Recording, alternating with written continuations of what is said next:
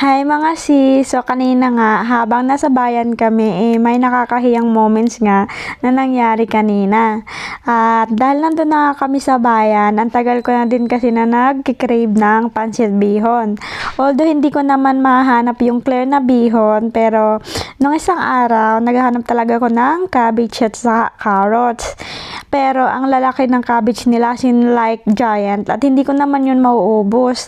Kaya kanina nakakita ako ng maliit na cabbage. Kaya bumili ako. Nag-stop ako doon sa shop na meron nun.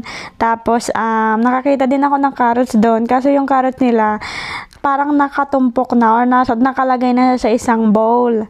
Tapos kumuha lang ako ng isa. Kasi hindi ko naman kasi yun mauubos at masisira lang. Tapos, pumunta na ako para magbayad. And then, nakatingin sa akin yung lalaki. Bata pa siya. Tapos, sabi niya, only one carrot. Sabi ko, yeah. Tapos, na-weirdohan siya. Kasi nga isa lang. Tapos, hindi niya pinabayaran yung carrot. Yung cabbage niya lang yung pinabayaran. Nahiya naman ng person. Parang gusto kong ibalik or magkuha ng isang bowl. Pero anyway, umalis na kami kasi hindi niya naman ako makikita araw-araw dun. So, okay lang. Kahit, anyway, yun nga.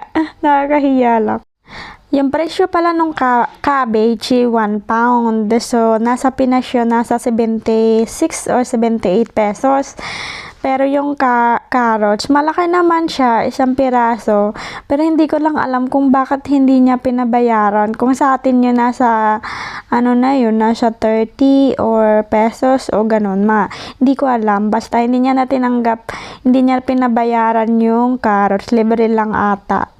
So, ayan, natuwa naman ang person, diba? May pang 1 pound, malaki na yun dito kasi yung mga products nila dito, mga, like beauty products nila dito, mga 1 pound, 50. So, diba, nakatipid ako.